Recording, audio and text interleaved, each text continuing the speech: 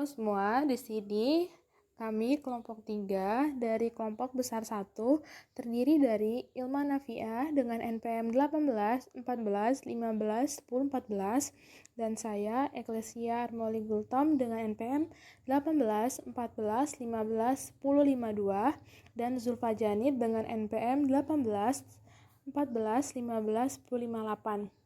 Kami akan membahas tentang konsep-konsep pengelolaan basis data di dalam SIG.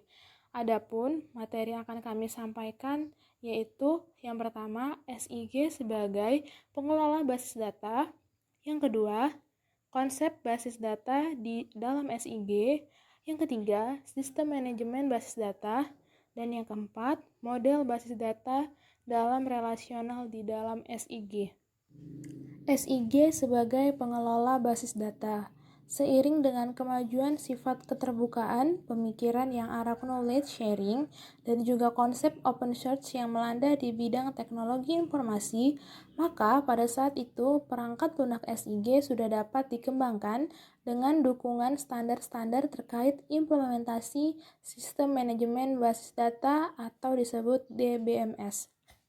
Pengembangan sistem SIG yang telah mendapatkan dukungan DBMS dapat dijelaskan dengan beberapa fakta berikut. Yang pertama, biaya pengadaan DBMS telah mendominasi secara garis besar biaya keseluruhan perangkat lunak sistem termasuk SIG. Yang kedua, DBMS hanya memiliki fungsi-fungsi yang diperlukan oleh sistem perangkat SIG. Didorong dengan perkembangan teknologi dan pasar SIG, paradigma perangkat lunak SIG telah mengalami perubahan beberapa kali, yaitu dari JIS Functional Packages hingga Integrated Hook System, dari modular JIS sampai komponen JIS, dari desktop JIS sampai network-centric JIS, dan dari traditional client or server JIS ke distribute JIS. Tiap-tiap perubahan tersebut menandai proses dalam sejarah perkembangan SIG. Secara umum, persepsi manusia mengenai bentuk representasi entiti spasial adalah konsep raster dan vektor. Dengan demikian, data spasial direpresentasikan di dalam basis data sebagai raster atau vektor. Dalam SIG terdapat dua kelas data, yaitu data spasial dan data atribut. Data spasial direpresentasikan dalam bentuk entiti geometri, sedangkan data atribut berupa rancangan basis datanya. Meskipun rancangan dari data spasial dan data atribut mempunyai relasi, terdapat sebuah perbedaan yang mendasar mengenai spasial data modeling dan data atribut database design. Materi yang kedua, konsep basis data di dalam SIG. SIG tidak dapat dilepaskan dengan basis data, sebab SIG sendiri memerlukan data yang disimpan dalam basis data spasial. Selain itu, semua perangkat SIG secara inherent telah dilengkapi dengan kemampuan dalam mengelola basis data. Konsep mengenai basis data dapat dipandang dari beberapa sisi. Dari sudut pandang sistem, basis data dimaknai sebagai kumpulan-kumpulan tabel-tabel atau bahkan file yang saling berelasi satu dengan lainnya. Sementara dari sistem manajemennya, basis data dapat dipandang sebagai kumpulan data yang memodelkan aktivitas-aktivitas yang terdapat di dalam enterprise-nya. Hampir semua perangkat lunak SIG telah memiliki format sendiri untuk menyimpan datanya.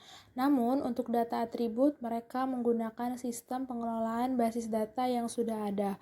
Contoh, ArcGIS menggunakan format DBF yang merupakan format dari DBMS. Sebagian besar, DBMS tidak dapat secara langsung mendukung penyimpanan data spasial, harus menggunakan spatial extension. Berikut ini beberapa DBMS yang dapat digunakan untuk menyimpan data spasial, yaitu MySQL dengan MySQL Spatial Support, Oracle dengan Oracle Spatial, PostgreSQL dengan PostGIS, Microsoft Access, dan lain-lain. Spatial DBMS. Spatial DBMS merupakan DBMS yang selain menyediakan dapat mengelola basis data biasa, juga memiliki kemampuan untuk menyimpan dan pengelolaan data spasial. Dapat juga berupa middleware, contoh ArcSDA, dapat diimplementasikan baik sebagai TIC maupun thin client, contoh CGI versus Java. Tipe data yang disimpan dalam SDBMS ada dua, yaitu data spasial 2 dimensi dan data spasial 3 dimensi. Data spasial 2 dimensi terdiri dari koordinat geografi, koordinat kartesian 2D, jaringan, dan direction atau arah. Data spasial 3 dimensi terdiri dari cuaca, koordinat kartesian 3D, topologi, dan foto satelit. Baik, yang selanjutnya akan dijelaskan oleh saya, yaitu terkait poin ketiga, sistem manajemen basis data atau database management system adalah sistem yang secara khusus yang dibuat untuk memudahkan pemakai dalam mengelola database atau basis data, merupakan kumpulan data dari kumpulan yang saling berelasi dengan sekumpulan program dalam mengakses data. Pengertian dan definisi. Menurut buku Henry F. Court dan Sim Burchard Abraham, sistem manajemen basis data adalah kumpulan dari data yang saling berelasi, yang biasanya dirujuk sebagai suatu basis data dengan sekumpulan program-program yang mengakses data-data tersebut. Sedangkan menurut H.Z. Abidin, sistem manajemen basis data adalah tempat penyimpanan data beserta user interface-nya yang dipersiapkan untuk memanipulasi dan administrasi basis data. Dengan demikian, sistem manajemen basis data juga dapat dianggap sebagai sistem perangkat lunak. Sedangkan menurut Abdul Qadir, sistem manajemen basis data merupakan suatu program komputer yang digunakan untuk memasukkan, mengubah, menghapus, memanipulasi, dan memperoleh data dan informasi dengan praktis dan efisien. Pengertian atau definisi sistem manajemen basis data sangat bervariasi dan jumlahnya pun tidak sedikit. Selain itu, perbedaan atau batas-batas antara sistem manajemen basis data dengan sistem basis data pun seringkali tidak jelas, sehingga Michael J. Freiling berusaha membedakan keduanya secara jelas. Sistem manajemen basis data akan berarti paket perangkat lunak tanpa basis data general purpose yang digunakan untuk membangun sistem basis data tertentu. Sistem-sistem basis data pertama kali dikembangkan oleh Divisi Research and Development (DNR) perusahaan IBM di akhir 1950-an hingga awal 1960-an. Pengembangan ini sebagian besar ditunjukkan untuk memenuhi kebutuhan-kebutuhan di bidang bisnis, militer, dan institusi-institusi pendidikan dan pemerintahan yang memiliki struktur organisasi yang tidak sederhana dan dengan kebutuhan data dan informasi yang kompleks. Manfaat sistem manajemen basis data. Sistem manajemen basis data sudah sangat sering digunakan di dalam sistem perangkat lunak komputer. Penggunaan ini pun bukan tanpa alasan. Hal ini dikarenakan banyaknya manfaat yang diperoleh dari penggunaan sistem manajemen basis data. Di antaranya adalah yang pertama, sistem manajemen basis data sangat baik di dalam mengorganisasikan dan mengelola data dalam jumlah yang besar. Yang kedua, memudahkan dalam pengambilan data. Jadi, sistem manajemen basis data sudah seperti kantong tempat meletakkan sesuatu atau data di dalam suatu wadah, sehingga data tersebut yang dimasukkan akan mudah diambil. Manfaat yang ketiga adalah membantu dalam melindungi data dari kerusakan yang disebabkan pengaksesan yang tidak sah. Yang keempat, memudahkan dalam mengakses data secara bersama dalam satu jaringan. Tidak hanya itu, manfaat lain dari sistem manajemen basis data adalah Data yang terdistribusi memungkinkan pembagian suatu basis data menjadi kepingan-kepingan yang terpisah di tempat yang berbeda.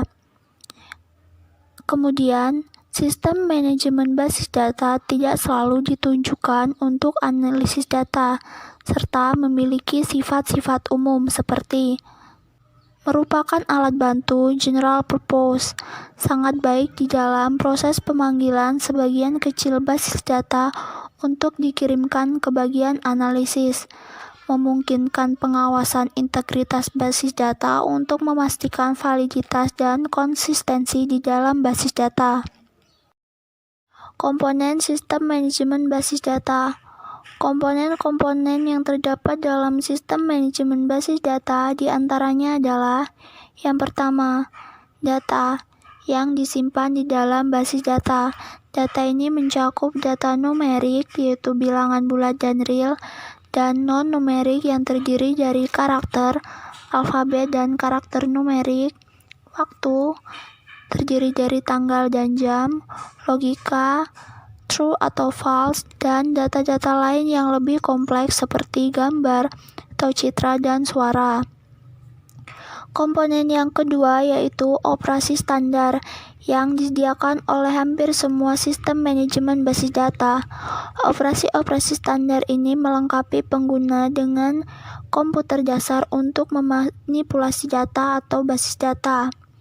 Komponen yang ketiga yaitu Data Definition Language, yang merupakan bahasa yang digunakan untuk mendeskripsikan isi dan struktur basis data. Dengan demikian, Data Definition Language sebagai contoh dapat digunakan untuk mendeskripsikan nama-nama atribut, tipe data, dan lokasi di dalam basis data. Komponen yang keempat adalah Data Manipulation Language atau bahasa query. Ini pada umumnya setara dengan bahasa pemrograman generasi keempat dan didukung oleh sistem manajemen basis data untuk membentuk perintah-perintah untuk masukan, keluaran, editing, analisis basis data. DML ini yang telah distandarisasikan disebut SQL atau Structured Query Language. Yang kelima ada bahasa pemrograman. Di samping oleh perintah-perintah dan queries, basis data juga harus dapat diakses secara langsung oleh program-program aplikasi melalui function calls atau subroutine calls yang dimiliki oleh bahasa-bahasa pemrograman konvensional. Selain kelima komponen tersebut, ada juga komponen tambahan yaitu struktur file, di mana setiap sistem manajemen basis data memiliki struktur internal yang digunakan untuk mengorganisasikan data, walaupun beberapa model data yang umum telah digunakan oleh sebagian besar sistem manajemen basis data. Selain komponen-komponen, di dalam sistem manajemen basis data juga terdapat beberapa model basis data yang digunakan untuk menyatakan hubungan antara record yang ada dalam basis datanya. Yang pertama, flat file atau tabular adalah data yang terletak di dalam tabel tunggal. Yang kedua, hierarchical, yaitu menggunakan pola parent-child. Yang ketiga, network atau disebut database task group (DBTG) atau CODASIL, yaitu Conference on Data System Language. Yang keempat atau yang terakhir adalah relational, yang terdiri dari tabel-tabel terminalisasi dengan atribut kunci sebagai penghubung antar tabel relasional. Keuntungan sistem manajemen basis data. Selain manfaat, sistem manajemen basis data juga memiliki banyak keuntungan. Di antaranya adalah yang pertama, independensi data, yang menyediakan pendekatan yang membuat perubahan dalam data tidak membuat program harus diubah. Yang kedua, pengaksesan yang efisien terhadap data, di mana menyediakan berbagai teknik yang canggih sehingga penyimpanan dan pengambilan data dilakukan secara efisien. Yang ketiga, keamanan dan integritas data, di mana melakukan kendala integritas terhadap data, sehingga membantu melindungi data dari kerusakan yang disebabkan pengaksesan yang tidak sah. Yang keempat ada administrasi data, yaitu pemusatan administrasi, mengorganisasi dan mengelola data. Yang terakhir, akses bersamaan dan pemulihan terhadap kegagalan, yaitu digunakan untuk memudahkan dalam pengaksesan data secara bersamaan dalam suatu jaringan dan melindungi pemakai dari efek analog yang memberikan koordinat sebenarnya di permukaan bumi pada peta digital yang dihasilkan. Biasanya, peta analog direpresentasikan dalam format vektor. Sistem informasi geografis yang baik tentunya memerlukan data yang baik dan benar. Nah, di dalam sistem informasi geografis atau SIG, ada istilah data input dan data editing. Berikut penjelasannya. Data input.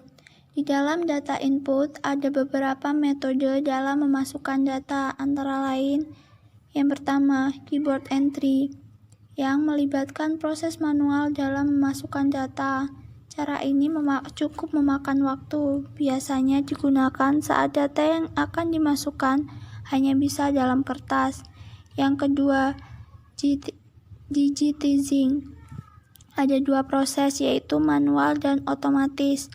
Manual digitizing digunakan untuk melakukan encoding pada fitur spasial dari map kertas, sedangkan automatic digitizing melibatkan proses scanning data spasial dari map dan data paper lainnya. Digitizing atau yang lebih dikenal dengan digitasi itu memiliki banyak keuntungan, di antaranya fleksibilitas dan kemampuan beradaptasi untuk berbagai jenis data dan sumber. Mudah diajarkan dalam waktu yang singkat. Secara umum, kualitas data yang tinggi, memiliki tingkat ketepatan atau akurasi yang tinggi, serta memudahkan dalam meregister dan mengupdate atau memperbarui data yang ada. Yang ketiga ada scanning. Proses ini merupakan proses konversi paper maps menjadi format digital yang dapat digunakan oleh komputer. Yang keempat, electronic data transfer, yang digunakan saat data yang dipakai sudah dalam format digital. Data ini di-download dan dimasukkan ke dalam sistem yang bersangkutan.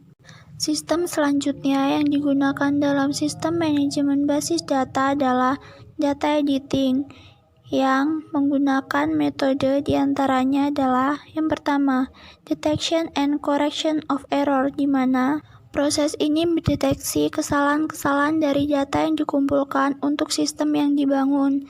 Data kemudian dibenahi kesalahannya agar dapat diproses.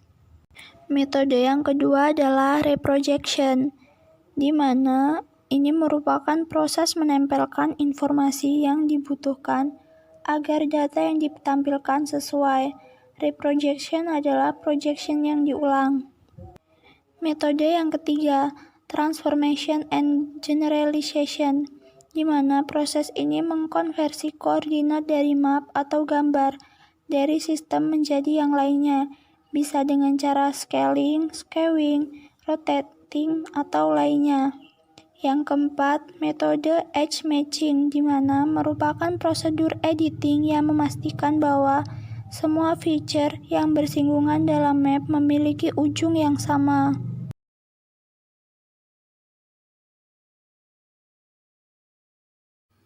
Seperti yang saya jelaskan tadi, bahwa pada proses digitizing atau digitasi ada dua proses, yaitu secara manual dan secara otomatis. Nah, pada gambar yang saya tunjukkan ini merupakan digitasi secara manual di mana menggunakan meja digitasi. Sedangkan pada gambar yang saya tunjukkan ini merupakan digitasi secara otomatis di mana menggunakan perangkat lunak. Alat yang digunakan selain alat digitasi adalah alat scanning peta, di mana alatnya menyerupai sebuah printer kuno.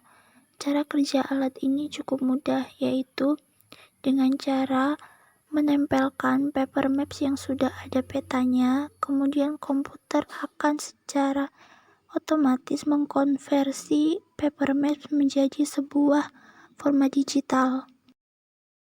Selain alat-alat yang digunakan pada data input, pada data editor juga ada proses yang dilakukan.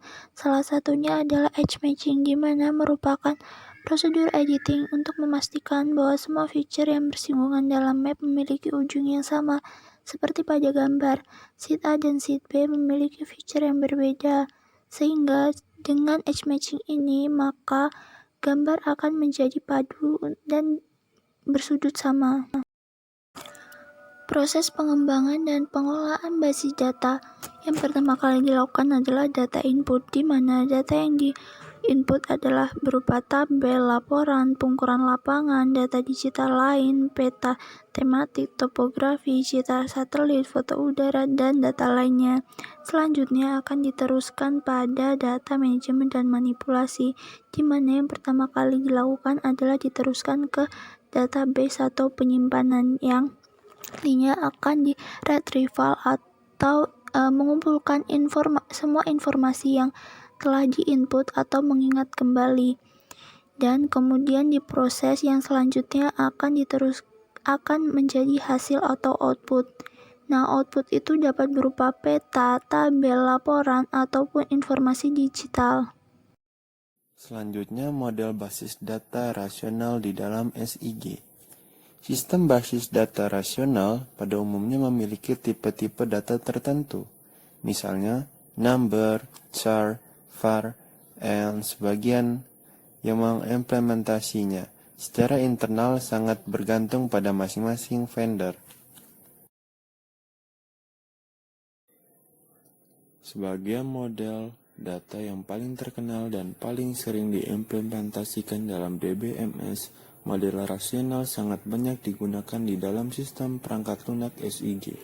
Beberapa di antaranya, seperti DBS, digunakan oleh ArchiView beserta beberapa perangkat lunak SIG lainnya yang berbasis data spasial format Shapefile.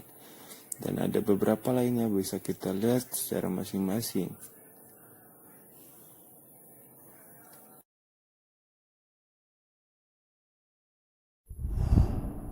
Pengimplementasian basis data rasional pada umumnya berdasarkan pada model data hybrid atau integrasi. Model data hybrid. Langkah awal pada pendekatan ini adalah pemahaman adanya dugaan atau pendapat bahwa mekanisme penyimpanan data yang optimal untuk informasi lokasi data spasial atau koordinat-koordinat suatu sisi akan menyebabkan tidak optimalnya penyimpanan bagi informasi non-spasial di sisi lainnya. Maka berdasarkan pendapat ini, data kartografis koordinat-koordinat digital disimpan dalam sekumpulan file dengan sistem operasi direct access untuk meningkatkan kecepatan proses input-output. Sementara itu, data atributnya akan disimpan dalam format DBMS rasional standar. Dengan demikian, perangkat lunak SIG akan bertugas sebagai pengelola hubungan antar data spasial dan tabel-tabel atribut yang berformat DBS ini selama operasi. Poin selanjutnya, model data terintegrasi. Pendekatan model data terintegrasi dapat mendeskripsikan sebagai pendekatan sistem pengelolaan basis data spasial dengan SIG yang bertindak sebagai query processor. Kebanyakan implementasinya hingga sekarang ini adalah bentuk topologi vektor dengan tabel-tabel rasional yang menyimpan data koordinat-koordinat unsur-unsur peta, titik, node, segmen garis, dan lain sebagainya bersama dengan tabel-tabel lainnya yang berbasis data topologi. Dengan model data SIG yang terintegrasi spasial atribut, terdapat sejumlah karakteristik yang khusus pada data spasial sebagai implikasi dari data penggunanya. Dari sudut pandang basis data adalah memungkinkan untuk menyimpan baik data koordinat-koordinat maupun data mengenai topologi yang diperlukan untuk mengelompokkan elemen-elemen kartografis. Elemen-elemen kartografis digital yang menggunakan perancangan didasarkan dalam bentuk normal Beyonce COD. Format data teknologi dalam informasi. Sistem basis data XML pada dasarnya merupakan perangkat lunak menyimpan data yang memungkinkan data disimpan dalam format XML. Data dalam bentuk XML ini kemudian dapat di-query, diekspor, dan selanjutnya dapat diserialisasi menjadi format yang diperlukan untuk menampilkan ke arah pengguna. Secara prinsip, sistem berbasis XML ini terdiri menjadi dua. Yang pertama, sistem basis data rasional yang mampu menyimpan dan mengeluarkan data berformat XML. Yang kedua, sistem basis XML Native XML Database (NXD) yang mampu menyimpan data berformat XML dan menggunakan XML sebagai unit terbesar pada penyimpanan data.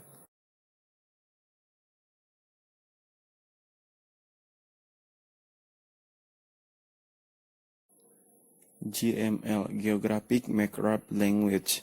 Seperti telah disebutkan di atas, merupakan sebuah kosakata XML yang ditulis berdasarkan XML XML dari W3C World Wide Web Consortium yang dapat digunakan untuk memodelkan, mentransformasikan, serta menyimpan informasi-informasi yang bersifat geografis.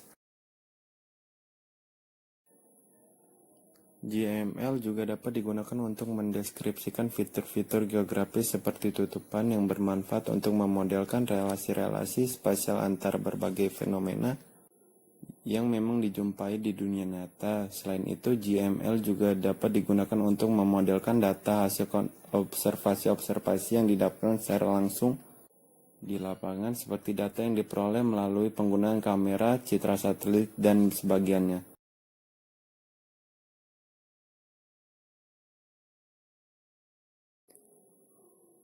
Sistem Informasi Geografis atau SIG tidak dapat dilepaskan dengan basis data, sebab SIG memerlukan data yang disimpan di dalam basis data spasial.